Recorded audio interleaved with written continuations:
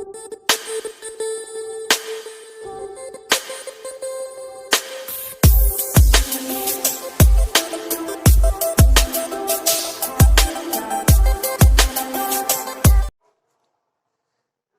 दोस्तों, Atul Pandey classes for general science में आप सभी का स्वागत है।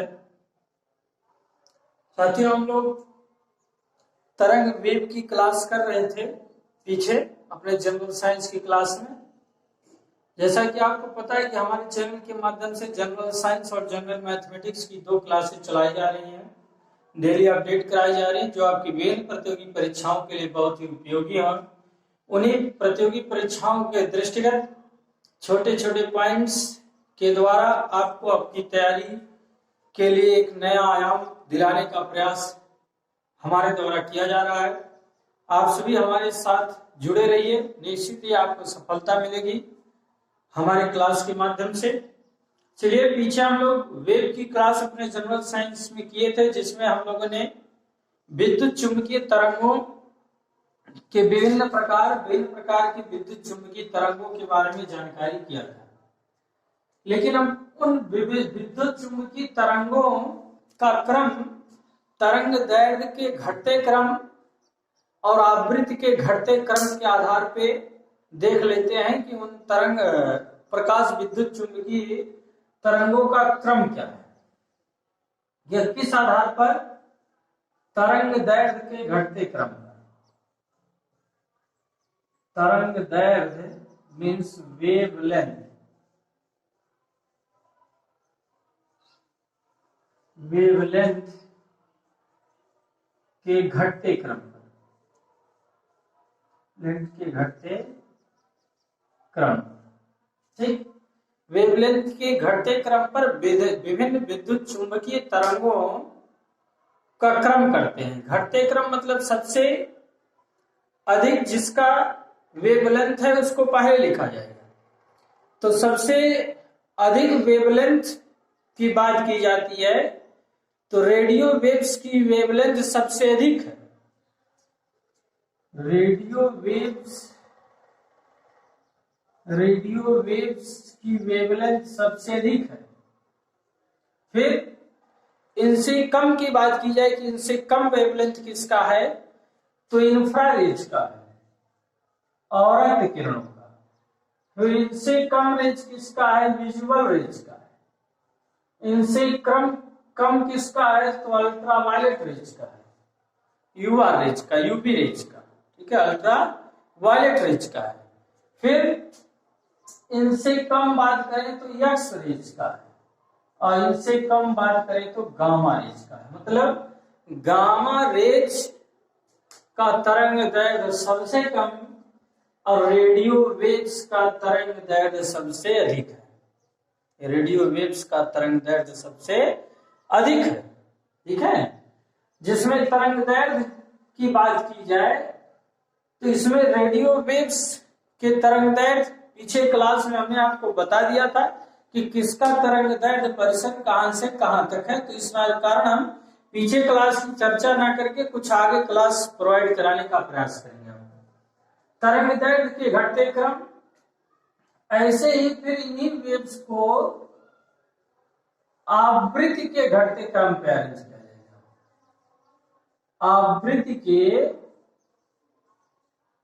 आवृत्ति मीन्स फ्रीक्वेंसी,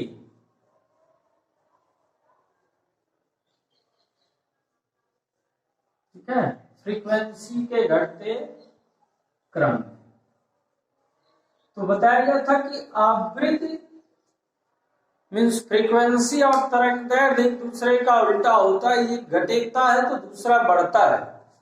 मीन्स दैट यदि गामा रेंज की तरंग दैर्घ्य सबसे अधिक है तो इसकी फ्रीक्वेंसी सबसे अधिक होगी। फिर इससे कम एक्स रेंज की फ्रीक्वेंसी होगी, इससे कम यूवी रेंज की फ्रीक्वेंसी होगी, इससे कम इंफ्रावायलेट विजुअल रेंज की फ्रीक्वेंसी होगी, ठीक है। फिर इससे कम इंफ्रारेंज की फ्रीक्वेंसी होगी, और सबसे कम किसकी फ्रीक्वेंसी होगी? रेडियो वेव की फ्रीक्वेंसी होगी। इस सबसे कम किसकी फ्रीक्वेंसी होगी? रेडियो वेव की फ्रीक्वेंसी होगी। तो इन दो पॉइंट्स को आप नोट करने का प्रयास करिएगा। सबसे पहली चीज, बहुत ही इंपॉर्टेंट चीज आपके क्लास के लिए, तरंग दैर्घ्य लिखा जाता है प्रश्नों में कि इनमें से किस विद्युत चुंबकीय तरंगों का वेवलेंथ सबसे कम है, या इनमें से किन विद्युत चुंबकीय तरंगों की आवृत्ति सबसे कम है। क्लियर? आई बात सुन रहे? तो तरंग दैर्घ्य के घटते क्रम में विभिन्न विद्युत चुंबकीय तरंगों को बताया गया, और आवृत्ति के घटते क्रम में विभिन्न विद्युत चुंबकीय तरंगों को बताया गया। सबसे अधिक आवृत्ति जो है वो किसकी है? गामा रेज की है। इसी कारण गामा रेज की पेनिट्रेशन क्षमता, भेदन क्षमता बहुत अधिक होती है। चलिए अगले क्लास की तरफ बढ़ते हैं। साउंड वेव्स की चर्चा करते हैं, ध्वनि तरंग। ठीक है, किसकी चर्चा होती है? साउंड वेव, ध्वनि तरंग की चर्चा होती है। साउंड वेव के बारे में जहां तक जानकारी की बात है कि साउंड वेव आपको बताया गया पीछे ही कि एक तरह का मैकेनिकल वेव है। मैकेनिकल वेव है साउंड वेव, मीन्स ध्वनि तरंग। ध्वनि तरंग एक तरह का क्या है? मैकेनिकल वेव है, मीन्स यांत्रिक तरंग है। एक तरह क्या है? यांत्रिक तरंग है, मैकेनिकल वेव्स, जिसको प्रोपोगेट होने के लिए मटेरियल मीडियम की आवश्यकता नहीं होती है। दूसरी चीज बताया गया लॉन्गिट्यूडिनल वेव है। लॉन्गिट्यूडिनल वेव है, लॉन्गिट्यूडिनल वेव है कौन?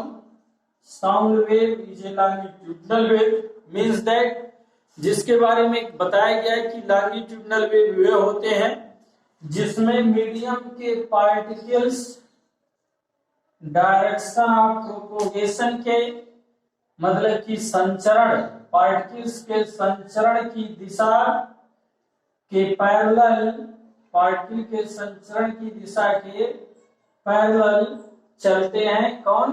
ध्वनि तरंगे, मीन्स साउंड वेव्स चलती है। ध्वनि तरंगे ये लॉन्गिट्यूडिनल वेव के बारे में बताया गया था पीछे क्लास में कि सॉलिड मीन्स ठोस, द्रव, गैस, तीनों चीजों में उत्पन्न होती है। Solid, liquid and gas, solid, liquid and gases, तीनों चीजों में लॉन्गिट्यूडिनल वेव्स उत्पन्न की जा सकती है। क्लियर? अब आगे इसी फ्रीक्वेंसी के आधार पे साउंड वेव्स को डिफाइन करते हैं कि फ्रीक्वेंसी के आधार पर साउंड वेव्स क्या है। ठीक है, तो इन फ्रीक्वेंसी रेंज क्या है? Frequency range, frequency range of sound wave, ध्वनि तरंगों का आवृत्त परिसर, ध्वनि तरंगों का आवृत्त परिसर। ठीक है, frequency range of sound waves. तो सबसे पहली फ्रीक्वेंसी रेंज की बात की जाती है, तो जैसे तीन तरह की रेंज यहाँ पर साउंड में आता है। एक कहा जाता है इंफ्रासोनिक, दूसरा ऑडिबल और तीसरा अल्ट्रासोनिक। ठीक है, जिसको कहते हैं अपश्रव्य तरंगे। हिंदी में क्या बोलते हैं?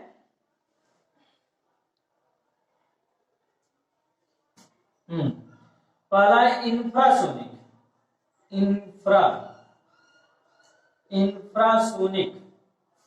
ठीक, infrasonic waves, infrasonic waves means अपश्रव्य तरंगे, अपश्रव्य तरंगे। तो इनके बारे में कहा जा रहा है कि ऐसी वेव, ऐसी तरंग जिनकी फ्रीक्वेंसी 20 हर्ट्ज से कम होती है। ऐसी फ्रीक्वेंसी, ठीक, ऐसी वेव जिनकी फ्रीक्वेंसी 20 हर्ट्ज से कम हो, ऐसी वेव जिनकी फ्रीक्वेंसी 20 हर्ट्ज से 20 हर्ट्ज से कम हो, वो क्या होती है? इंफ्रासोनिक वेव होती है, अपश्रव्य तरंगे होती है। अपश्रव्य तरंगों को हम लोग सुन नहीं सकते हैं क्योंकि इतनी कम फ्रीक्वेंसी है कि हमारे ईयर में हमारे कानों में वाइब्रेशन या तरंग उत्पन्न नहीं कर सकती, हमारे कानों में ये फ्रीक्वेंसी तरंग उत्पन्न नहीं कर सकती है। तो एक आगे इंफ्रासोनिक वेव 20 हर्ट्ज से कम होती है जो हमें सुनाई नहीं देती है। इस प्रकार की तरंगों को यदि उत्पन्न करने की बात होती है तो कहा जाता है कि बहुत बड़े सोर्स के द्वारा इस प्रकार के तरंगों को उत्पन्न किया जा सकता है, बहुत बड़े सोर्स के द्वारा इन इंफ्रासोनिक वेव को उत्पन्न किया जाएगा। दूसरा है ऑडिबल रेंज। ऑडिबल रेंज अपश्रव्य तरंग थी, तो यह श्रव्य तरंग। ऑडिबल रेंज क्या है? श्रव्य तरंग, हिंदी में बोलते हैं श्रव्य तरंग, मतलब जिनको सुना जा सके। भाई एक चीज होता है दृश्य, दृश्य माने देखना, अश्रव्य माने सुनना, तो जिनको सुना जा सके। ऑडिबल रेंज श्रव्य तरंगे ऐसी तरंगे जिनको सुन सकते हैं हम लोग, मतलब जिनको हमारा कान सुन सकता है। तो ऑडिबल रेंज की जो फ्रीक्वेंसी रेंज है वो कहा गया 20 हर्ट्ज से 20,000 हर्ट्ज तक। 20,000 हर्ट्ज या फिर इसे बताते हैं 20 से 20 किलो हर्ट्ज, क्योंकि भाई 1 किलो मतलब 1000, तो 20 किलो मतलब 20,000, 1 किलो मतलब 1000, तो 20 किलो मतलब 20,000। तो ऑडिबल रेंज श्रव्य तरंगों का जो आवृत्ति परिसर है वो 20 से 20,000 हर्ट्ज है, या फिर 20 से 20 किलो हर्ट्ज तक होती है। ठीक है, इसी तरंग को, ऑडिबल रेंज को ही हमारा कान क्या कर सकता है? सुन सकता है। ऑडिबल रेंज को ही हमारा कान सुन सकता है। फिर तीसरी चीज प्राश्रव्य तरंगे, अल्ट्रा। ठीक है, प्राश्रव्य तरंगे अल्ट्रा वायलेट रेंज जिसको बोलते हैं, या फिर बोलते हैं अल्ट्रासोनिक रेंज। अल्ट्रासोनिक रेंज प्राश्रव्य तरंगे क्या हो जाता है? प्राश्रव्य तरंगे, प्राश्रव्य तरंगे। इन प्राश्रव्य तरंगों का जो आवृत्ति रेंज है वो 20 किलो हर्ट्ज या कह सकते हैं 20,000 हर्ट्ज से अधिक होगी। 20 किलो हर्ट्ज या 20,000 हर्ट्ज से अधिक होगी। ठीक है, अल्ट्रासोनिक रेंज, पराश्रव्य तरंग। अल्ट्रासोनिक रेंज पराश्रव्य तरंगों का जो आवृत्ति परिसर है 20 किलो हर्ट्ज या 20,000 हर्ट्ज से अधिक होता है। इस आवृत्ति परिसर को हमारा कान सुन नहीं सकता है, इस आवृत्ति परिसर को हमारा कान सुन नहीं सकता है। इसको सुनने की बात करें तो कुछ जानवर है, जैसे कहा जाता है डाक, बैट, चमगादड़ है, बैट, चमगादड़। ठीक है, या फिर और किसी जानवर की बात करें तो बिल्ली है, ठीक है, कैट। ठीक, ऐसे कुछ जानवर हैं जिन प्राश्रव्य तरंगों को अल्ट्रासोनिक वेव को सुन सकते हैं। ठीक है, डॉग, बैट, कैट, ठीक है, ये इन अल्ट्रासोनिक रेंज को सुन सकते हैं। या फिर और भी कहा जा सकता है इन्फेंट चाइल्ड मीन्स नवजात शिशु, छोटा बच्चा। इन्फेंट चाइल्ड, छोटे बच्चे, बहुत कम 1 साल 2 साल, ठीक है, के बच्चे जो होते हैं वो अल्ट्रासोनिक रेंज को सुन सकते हैं। Infants child.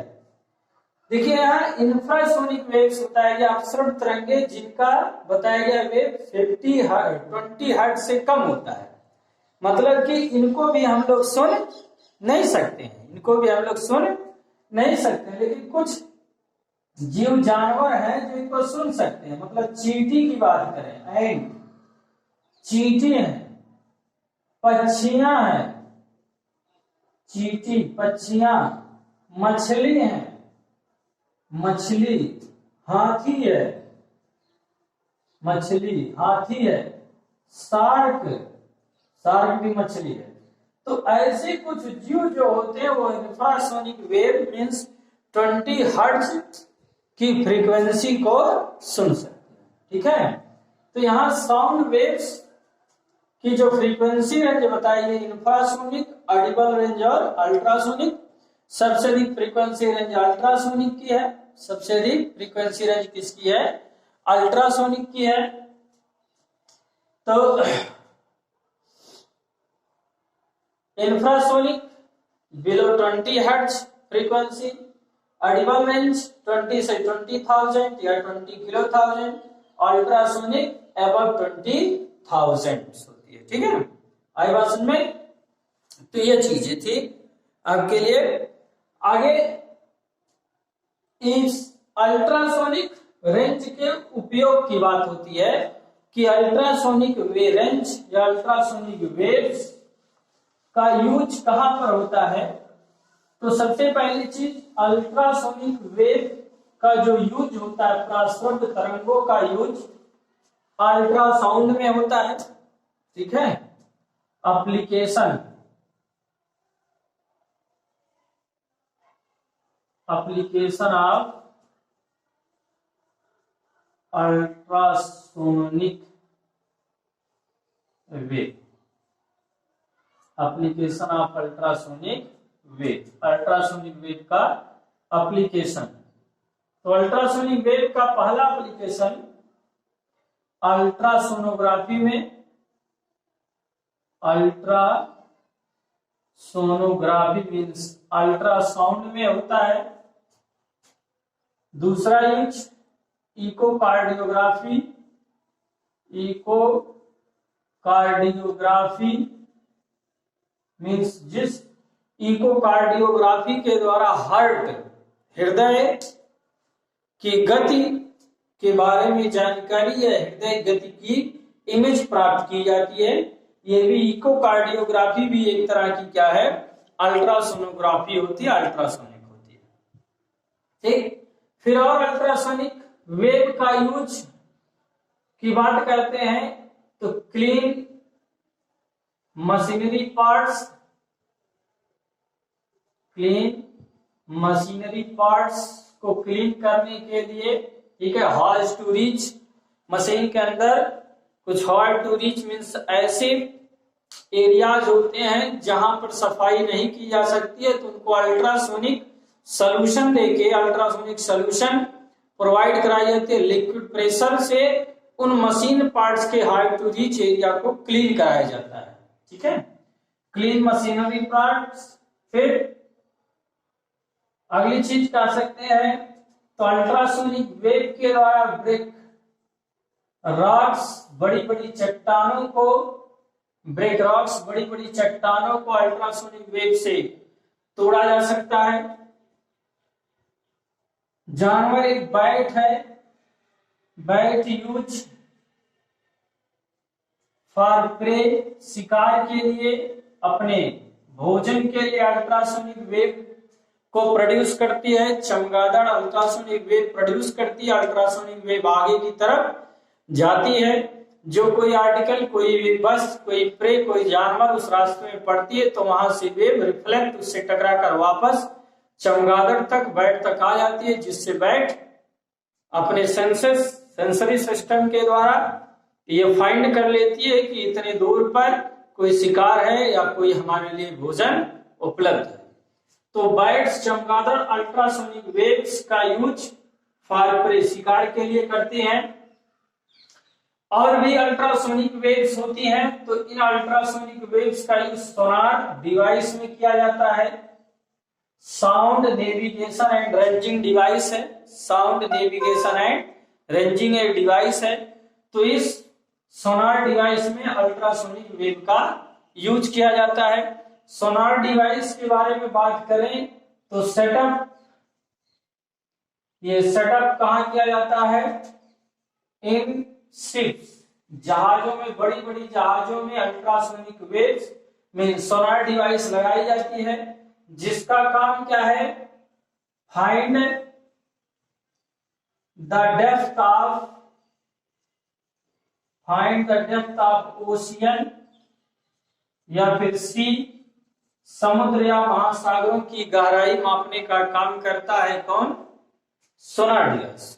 ठीक है, साउंड नेविगेशन एंड रेंजिंग, जो यूज प्रयोग करता है किसका? अल्ट्रासोनिक वेव्स का, जो सेटअप इन शिप्स में सेट किए जाते हैं, और ओशियन सी में, ओशियन या सी समुद्र में या महासागरों की गहराई मापने के लिए इसका प्रयोग किया जाता है। फिर अगली जानकारी अल्ट्रासोनिक वेव की, कि अल्ट्रासोनिक वेव की फ्रीक्वेंसी अधिक है तो वेवलेंथ कम होगा। वेवलेंथ क्या होगा? कम होगा। यदि वेवलेंथ का क्रम देखा जाए इन तीनों वेव का, वेवलेंथ आर्डर, तो वेवलेंथ आर्डर जो होगा वो infrasonic wave IR, infrasonic rays wave की जो वेवलेंथ होगी वो सबसे ग्रेटर होगी, क्योंकि फ्रीक्वेंसी सबसे कम है। इससे अधिक किसकी होगी? ऑडिबल रेज की होगी। फिर अब सबसे कम होगी अल्ट्रावायलेट रेज की। ठीक है, किसकी होगी सबसे कम? अल्ट्रावायलेट रेज की। मतलब अल्ट्रावायलेट रेज की वेवलेंथ सबसे कम है, और जब अल्ट्रावायलेट रेज की वेवलेंथ सबसे कम है तो इसकी एनर्जी भी सबसे कम मानी जाती है। ऑडिबल रेंज की एनर्जी इससे अधिक हो गई, और इंफ्रारेज की एनर्जी क्या हो गई? सबसे अधिक हो गई। ठीक है, आई बात समझ? तो वेवलेंथ ऑर्डर, इन तीनों वेव की बात करें तो इंफ्रारेज का वेवलेंथ सबसे अधिक, क्योंकि फ्रीक्वेंसी तीनों में सबसे कम थी। ऑडिबल रेंज का वेवलेंथ इंफ्रा से भी अधिक हो गया, और अल्ट्रावायलेट तो इंफ्रा से कम हो गया, और अल्ट्रावायलेट का वेवलेंथ सबसे कम हो गया। ठीक, तो एनर्जी लेवल, एनर्जी ऑर्डर ये बताया गया कि एनर्जी ऑर्डर में देखा जाए तो इंफ्रारेज की एनर्जी ज्यादा अधिक होगी, ऑडिबल की उससे कम होगी, और अल्ट्रावायलेट रेज की उससे भी कम होती है। इसी कारण कहा जाता है कि अल्ट्रावायलेट रेज को एक छोटे स्मॉल किरण पुंज के रूप में छोड़ा जा सकता है। मींस जो लेजर लाइटों का यूज होता है, उस लेजर लाइटों में हम लोग अल्ट्रासोनिक वेव फ्रीक्वेंसी का यूज करते हैं। लेजर लाइटों में अल्ट्रासोनिक फ्रीक्वेंसी का यूज करते हैं, क्योंकि इसकी फ्रीक्वेंसी बहुत अधिक है, वेवलेंथ बहुत कम है, एनर्जी बहुत कम होती है, जिसके कारण उसे एक छोटे किरण पुंज के रूप में हम लोग भेज सकते हैं। तो इतनी बात ये समझ में आई है आप लोगों को? तो कमेंट करिएगा, लाइक करिएगा दोस्तों। ऐसे ही नई नई चीजें हम आपको प्रोवाइड कराते रहेंगे, जो आपके एग्जाम के लिए बहुत ही हेल्पफुल होगा।